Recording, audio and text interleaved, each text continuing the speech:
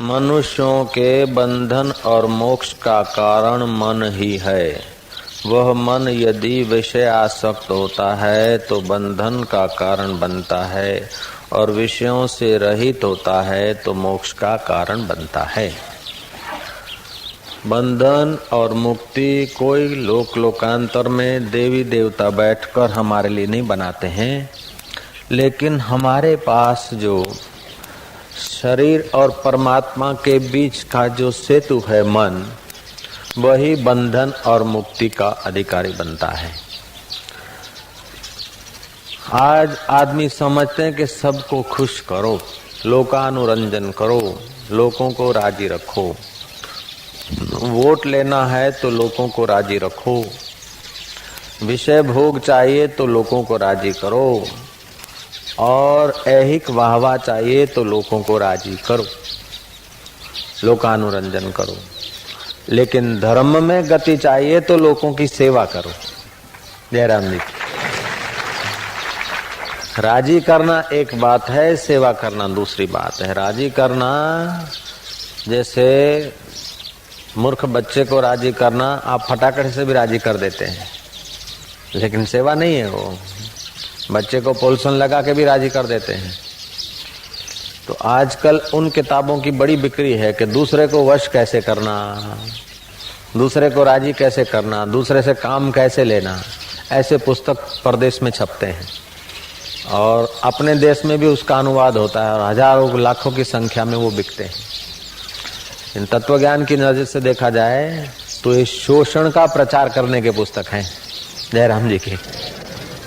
लोगों को पोल्सन कैसे लगाना, ऑर्गेनाइजेशन पावर कैसे बढ़ाना, लोगों से काम कैसे लेना, तो लोगों से काम लेकर भोग के ऊंचे ऊंचे शिखर बांधना और आप फंस मरना और लोगों का समय शक्ति बर्बाद करना, ये पुस्तक का एम हो गया।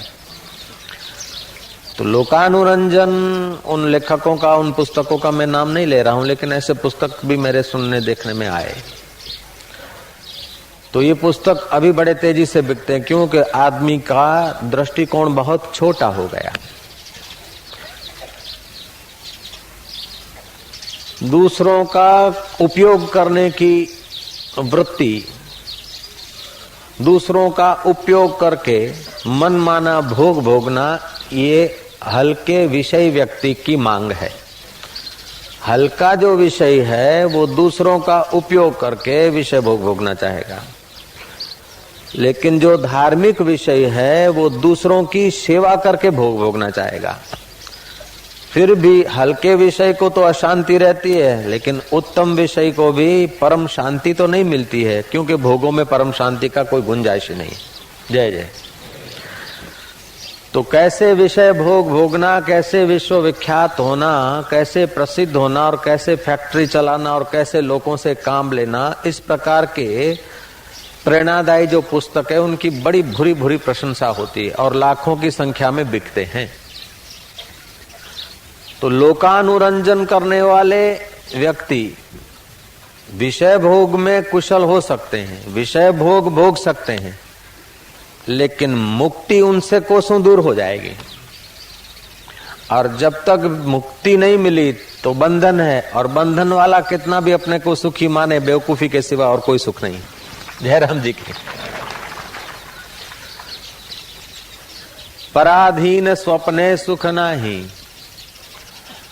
तो लोकानुरंजन परमार्थ नहीं है। तो लोगों की वाहवाही चाहिए तो लोकानुरंजन करो, अथवा लौकिक विषय विकारों का भोग चाहिए तो लोकानुरंजन करो। अगर धर्म चाहिए तो लोगों की सेवा करो। तो धर्म अविरुद्धो कामो अस्मि, धर्म के अविरुद्ध अपनी कामनाएं पूरी करो तो सेवा करो। लेकिन कामना पूरी करना भी परमार्थ नहीं है। मन चाहे कामना तृप्त करना ये तो हैवानियत है, लेकिन धर्म के अवलंबन लेकर कामना पूरी करना ये भी कोई परमार्थ नहीं है। परमार्थ तो यह है कि जिस मन में कामनाएं उत्पन्न होती है उस मन को विवेक से देखकर अपने मन को अपना शत्रु न बनने देना, अपने मन को अपना मित्र बनाना, ये परमार्थ है। मन एवं मनुष्याणाम कारणम बंध मोक्षयो। हमारा मन ही बंधन का कारण है और हमारा मन ही मुक्ति का कारण है।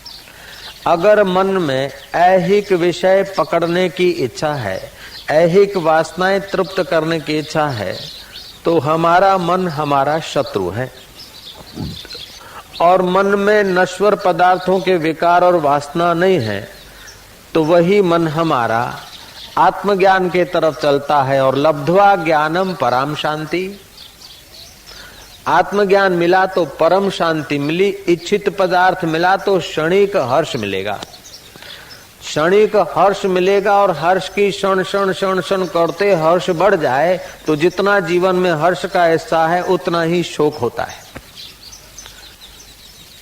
तो आज के मानव को ऐहिक जगत का आकर्षण ने ऐसा घेर लिया कि दूसरों का शोषण कैसे किया जाए और दूसरों पर हुकूमत कैसे किया जाए, ऐसे जो लेखकों के किताब है वो आज के मानवी को प्रभावित कर देते और लाखों की संख्या में बिकते। हकीकत में दूसरों का शोषण करके या दूसरों पर हुकूमत चलाकर आज तक पूर्ण कोई सुखी हुआ हो, ऐसा हमने देखा सुना इतिहास में नहीं। अगर आराम चाहे तू दे आराम, खलकत को सताकर गैर लोगों को मिलेगा कब अमन तुझको। ये कलयुग नहीं करजुग है, एक हाथ ले एक हाथ दे, शक्कर खिला शक्कर मिले, टक्कर खिला टक्कर मिले, नेकी का बदला नेक है, बदों को बदी देख ले, इसे तू दुनिया मत समझ भैया, ये सागर की मझधार है, औरों का बेड़ा पार कर तो तेरा बेड़ा पार। वैदिक संस्कृति के अनुसार देखा जाए तो मनुष्य के मन में सुख की लिप्सा रहती है। सुख की लिप्सा, ऐहिक ऐन्द्रिक सुख पाकर सुखी होने की जो लिप्सा है वही मनुष्य की योग्यता को नाश करती है। तो सुख देने की लिप्सा को मिटाने के लिए, सुख लेने की आकांक्षा को मिटाने के लिए सुख देना शुरू कर दे। और जो सुख देना शुरू करता है तो उसी का मन उसका मित्र बन जाता है, और सुख लेना शुरू करता है तो उसी का मन उसका शत्रु बन जाता है। मन एवं मनुष्याणाम कारणम बंध मोक्षयो। अगर दुनिया से आपके इंद्रियों के द्वारा आपने सुख लेने पर जोर दिया तो आपका मन आपका दुश्मन हो गया, और शरीर से, बुद्धि से, मन से दूसरों को सुख देने की कोशिश किया तो आपको सुख लेने की वासना सुख देने की वासना में बदल जाएगी, और सुख देने की भावना मात्र से सुख स्वरूप श्री हरि का अंदर से स्वाद आना शुरू हो जाएगा। तो आपका स्वतंत्र सुख प्रकट होगा, और जो स्वतंत्र सुख प्रकट होता है उसका मन अमनी भाव को प्राप्त हो जाता है, उसका मन शुद्ध तत्व में स्थिति करने लगता है। तो लोकानुरंजन परमार्थ नहीं है। कई बोलते हैं कि वर्ण आश्रम में जैसा अपना कुल धर्म हो, नियम हो, ऐसे जीना चाहिए। वो तो ठीक है, अच्छा है, ये सामाजिक व्यवस्था के ढंग से तो अच्छा है, लेकिन परमार्थ कुछ और चीज है। कितना भी अपने कुटुंब परिवार का पालन पोषण नियम करो, लेकिन मन अगर परमार्थ में नहीं है तो तुमने बाप बनकर बेटे के साथ कर्तव्य निभाया, पिता बनकर पुत्र के साथ कर्तव्य निभाया, और पति बनकर पत्नी के साथ कर्तव्य निभाया, जमाई बनकर ससुरा के साथ कर्तव्य निभाया, और ससुरा बनकर जमाई के साथ कर्तव्य निभाया, जीव बनकर ईश्वर के साथ कर्तव्य निभाया, और पड़ोसी बनकर पड़ोसी के साथ कर्तव्य निभाया। तो कर्तव्य निभाने का धन्यवाद या सुख समय की धारा में मिला और चला गया। जब कर्ता मरता है तो हजारों हजारों से कर्ता ने अपने को कुछ कुछ मानकर पिता के आगे पुत्र माना, पुत्र के आगे पिता माना, पत्नी के आगे अपने को पति माना, भाई के आगे अपने को भाई माना, ईश्वर की मूर्ति के आगे अपने को जीव माना। तो कर्ता ने कई मान्यताएं अपने ऊपर आरोपित की और उन मान्यताओं के अनुसार कर्ता ने कई कर्म किए और उन कर्मों का परिणाम जो सुख दुख धन्यवाद आदि था वो भी समय की धारा में समाप्त हो गया। मृत्यु के समय कर्ता अनाथ रह जाता है। बाप होकर बेटियों से कर्तव्य निभाया, जमाइयों से कर्तव्य निभाया, लेकिन कर्ता को याद रहना चाहिए कि बेटियां तेरी नहीं है, आ छोड़ियो मारी छे, छोड़ियो तारी नहीं। तो कर्ता अपने को कुछ कुछ मानकर और जिस समय कर्ता अपने को जैसा मानता है ऐसा उसका कर्तव्य आकर खड़ा हो जाता है और समय की धारा में कर्ता का आयुष्य और कर्ता का कर्तव्य और कर्ता के कर्तव्यों का परिणाम समय की धारा में खत्म हो जाता है। समझते हैं समय की धारा में, जैसे मैंने बाप होकर बेटे से कर्तव्य निभाया, बेटे को पढ़ाया लिखाया, लाडी दिला दी, चलो, लेकिन समय की धारा ने तो बेटा और लाडी जुदा कर दिया और हम तो वैसे के वैसे रह गए अथवा उनको छोड़ के मर गए। मैंने अपनी बेटी मानी, उसको पढ़ाया लिखाया, 4 बेटियां मानी अपनी, बेटियों को पढ़ाया लिखाया, उनको जमाइयों के घर पहुंचा दिया। जब जमाई आए तो मेरा कर्तव्य था कि जमाई को स्वागत कराए, ये सब किया। लेकिन जमाई आए, जमाई के मित्र आए, खा पी के गए, हारू छे ससराजी हारा छे એટલું કઈ પતિ ગયું કે અને પાણી ના પીવડાયું કે હમું એ ના જોયું એમ કરીને પેલા ગાળો દઈને ગયા, એ પતી ગયું અને હારું કહીને ગયા, એ પતી ગયું। પણ અમને અંદરના દ્વારમાં જવા માટેનું કઈ મળ્યું નહીં, નહીં, નહીં, નહીં। आज का आदमी ऐन्द्रिक जगत में इतना उलझा है कि बाहर के व्यवहार को तो बस अच्छी तरह से निभाना चाहता है, लेकिन जिससे व्यवहार होता है उस मन को अच्छा करने में वो कोशिश नहीं करता और जिससे मन उठता है उस अच्छे में अच्छे अपने आप की खबर आज के आदमी को नहीं और सब खबर रखता है। કેટલો ડાયો માણસ કહેવાય, કેટલો વિકાસ કહેવાય આજના યુગનો, ઘણો વિકાસ છે। बाहर की दृष्टि से देखा जाए तो विकास हो रहा है, लेकिन आध्यात्मिकता की दृष्टि से देखा जाए ना तो पतन हो रहा है, जीरो हो रहे हैं आध्यात्मिकता में। ये कर्तव्य है, ये कर्तव्य है, इस्लाम खतरे में, धर्म खतरे में, फलाना खतरे में, लेकिन तू अपने आप को खतरे में रखा है ये भी तुझे पता नहीं। जिस वक्त मन में जो धारा आई उसमें बह चला, जिस वक्त तुम्हारे मन में जिसने जैसी धारा भर दी ऐसा अपने को मानकर उसी धारा में बह चले। आज के कर्ता को अपने स्टैंड का पता नहीं, अपनी हकीकत का पता नहीं, अपने मूल घर का पता नहीं। इसलिए कर्ता ने हर जन्म में न जाने कितने कितने अपने सिर पर कर्तव्य लाद दिए, कितने कितने कर्तव्य निभाए और कितने न निभा सका वो चुभते रहे और मरते समय उनकी चुभान लेकर कर्ता फिर दूसरी जगह जन्मा। तो ये कर्ता कौन है कि मन ही है।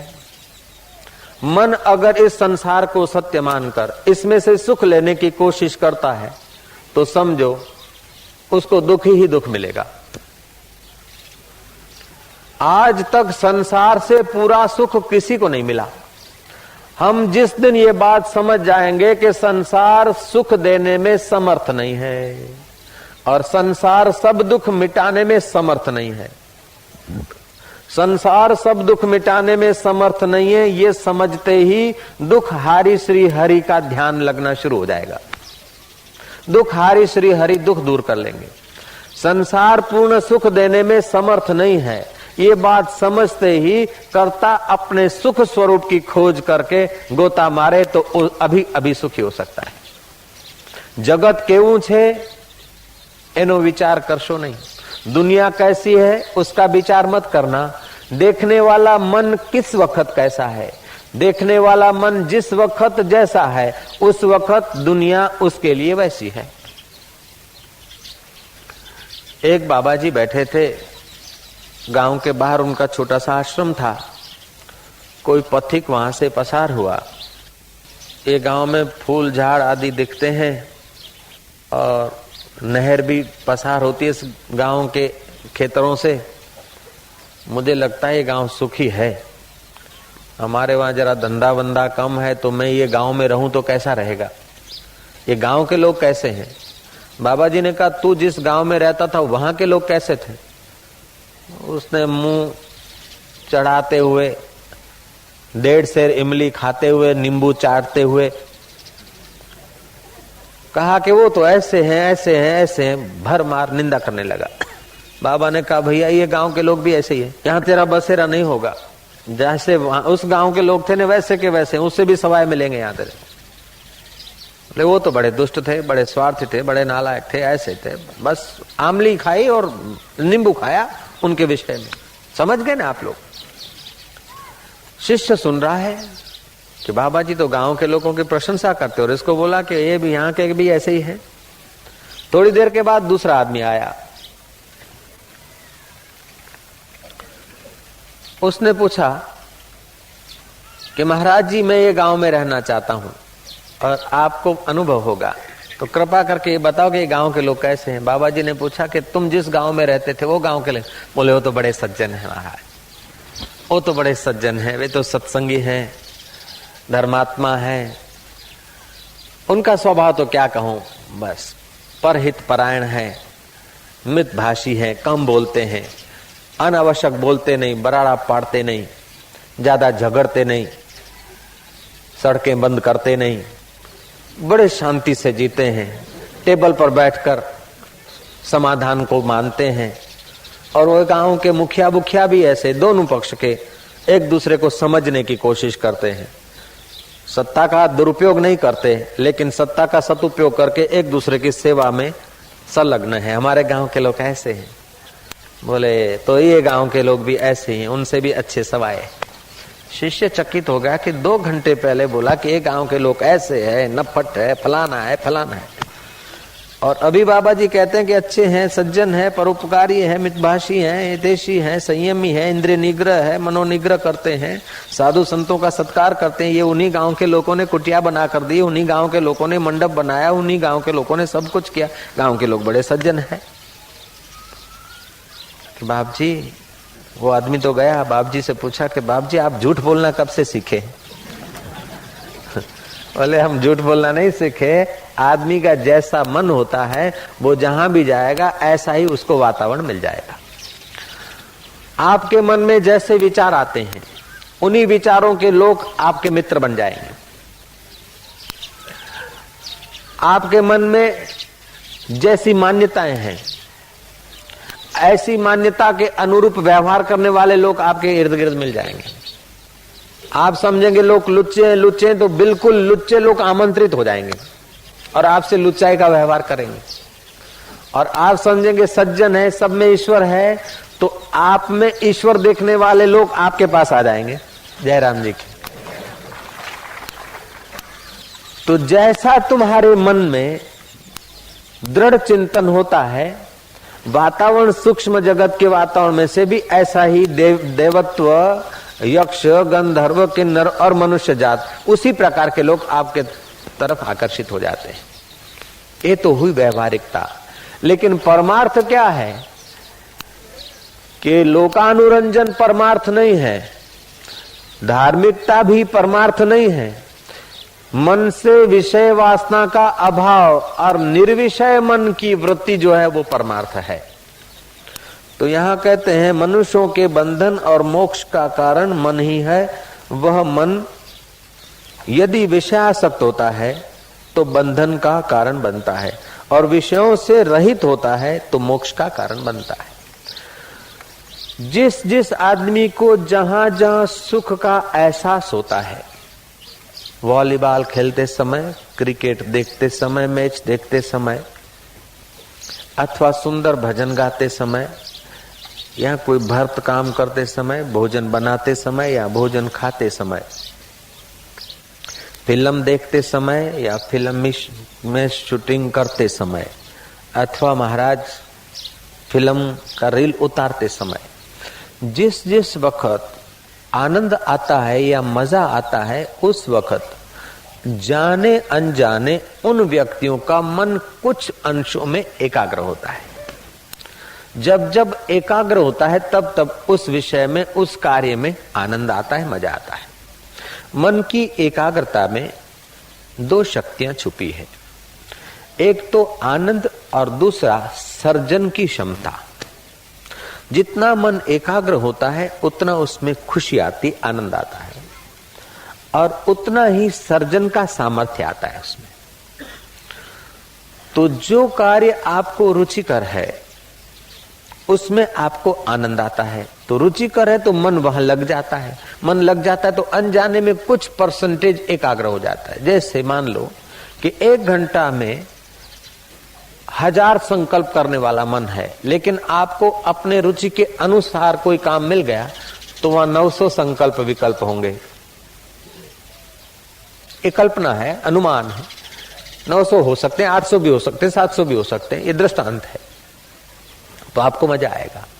और जिस कार्य में आपकी रुचि नहीं, जिस धर्म में, जिस गुरु में, जिस विचारों में आपकी रुचि नहीं, आप एक जगह पर हजारों आदमी बैठे हैं, लेकिन जिनकी इस आध्यात्मिक तत्व विचार में, योग में रुचि है, उनको प्रवचन से जो आनंद आएगा वो आनंद नए नए व्यक्ति को नहीं आएगा।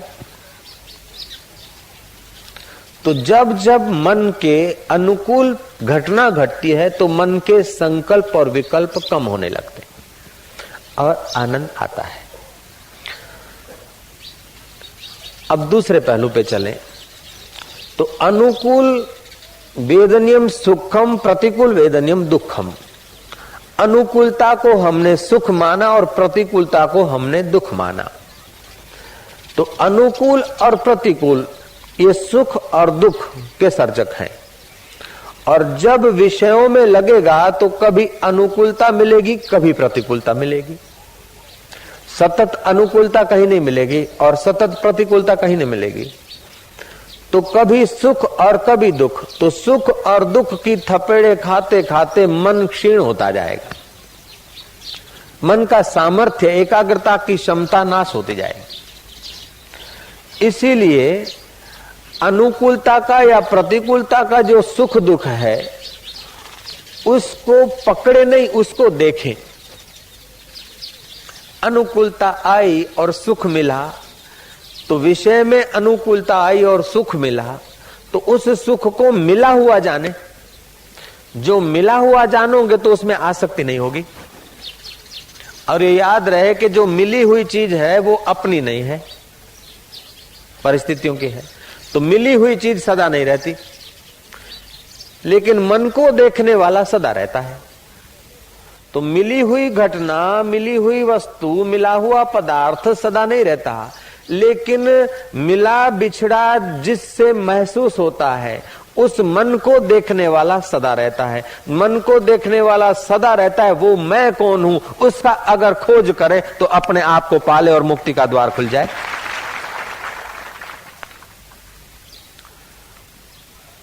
मनुष्य के मन दुधारी तलवार जैसा है। मनुष्य की मांग द्विधारी है।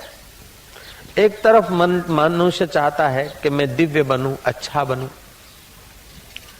मुक्त रहूं, स्वतंत्र रहूं, यहां भी सुखी और ये देह पड़ने के बाद भी सुखी रहूं। दूसरे तरफ मनुष्य चाहता है कि चाहे कुछ भी हो जाए, लेकिन जैसा मेरे मन में आए ऐसा होना चाहिए।